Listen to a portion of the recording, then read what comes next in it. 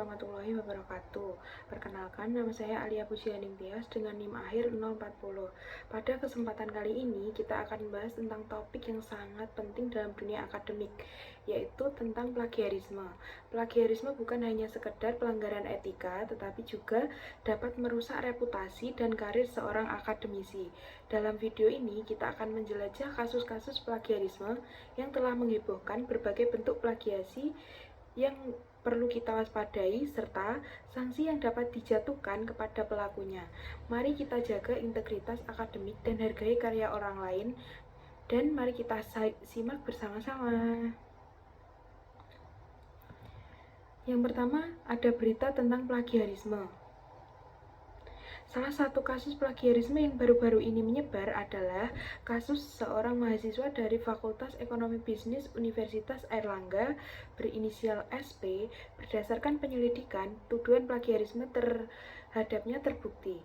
Menurut pernyataan resmi fakultas, sanksi yang dijatuhkan berupa pencabutan nilai untuk mata kuliah yang sedang diambil, di mana plagiarisme terjadi. Selain itu, SP dan anggota kelompoknya diharuskan mengulang mata kuliah tersebut. Wakil Dekan 1 Bidang Akademik dan Kemahasiswaan FEB UNER menegaskan pentingnya tindakan cepat dalam menangani isu ini untuk menjaga reputasi akademik institusi. Selanjutnya, bentuk-bentuk plagiarisme. Plagiarisme dapat terjadi dalam berbagai bentuk, antara lain yang pertama ada copy-paste, menyalin teks dari sumber lain secara langsung tanpa memberikan kredit. Ini adalah bentuk plagiasi yang paling umum dan jelas. Yang kedua, parafrase tanpa kredit, mengubah beberapa kata dari teks asli tanpa mencantumkan sumber, meskipun terlihat beda jika maknanya tetap sama, ini tetap dianggap plagiasi.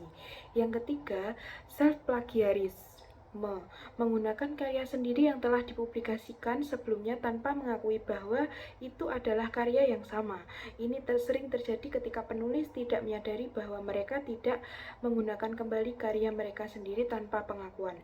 Yang terakhir, ada menggunakan gagasan tanpa izin, yaitu mengambil ide dan konsep dari orang lain tanpa menyebut sumbernya. Ini bisa terjadi dalam bentuk prestasi atau tulisan yang tampak orisinal, namun sebenarnya mengambil inspirasi dari karya orang lain. Ingat, semua itu tetap termasuk plagiarisme dan bisa dikenakan sanksi. Ada beberapa kasus viral yang lain, antara lain yang pertama, ada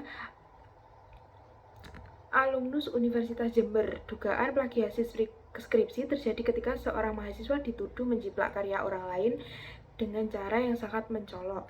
Yang kedua, ada Rektor UIN Walisongo diduga menjiplak tesis dosen lain dengan banyak kesamaan isi. Kasus ini menimbulkan kontroversi dan perhatian publik. Yang terakhir, ada dosen Universitas Negeri Yogyakarta. Seorang profesional mengakui telah mengutip karya orang lain tanpa mencantumkan sumber dan menunjukkan bahwa akademisi senior pun dapat terjebak dalam plagiarisme. Selanjutnya, sanksi hukum untuk pelaku plagiarisme. Plagiarisme bukan hanya masalah etika, tetapi juga memiliki dampak hukum. Di Indonesia, pelaku plagiarisme dapat dikenai sanksi administratif, etik, dan pidana.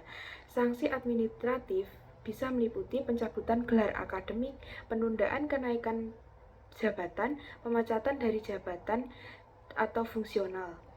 Sanksi pidana berdasarkan Undang-Undang Nomor 28 Tahun 2014 tentang Hak Cipta meliputi hukuman pidana hingga 10 tahun dan denda maksimal 4 miliar rupiah.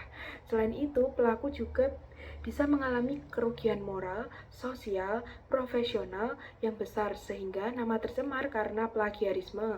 Reputasi akademik akan sulit dipulihkan. Mengapa sih kita harus menghindari plagiarisme? Sebagai mahasiswa, kita harus menjunjung tinggi nilai kejujuran dan integritas akademik. Menghindari plagiarisme bukan hanya karena takut hukuman, tetapi karena kita menghargai proses belajar dan berpikir kritis.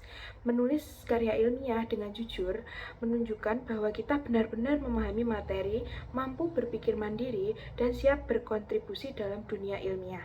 Gunakan kutipan, referensi, daftar pustaka yang dengan benar.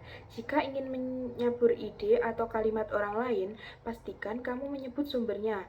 Ada banyak alat bantu seperti Turnitin, Grammarly, dan Mendeley yang bisa membantu mengecek plagiarisme dan menyusun kutipan. Integritas akademik adalah fondasi dari dunia pendidikan yang sehat. Mari kita jaga dan hargai karya orang lain dengan menghindari plagiarisme. Terima kasih telah menyaksikan sosialisasi kali ini. Sampai jumpa pada kesempatan berikutnya. Mohon maaf apabila ada salah kata. Saya Alia Pujianing Tias pamit undur diri. Terima kasih. Wassalamualaikum warahmatullahi wabarakatuh.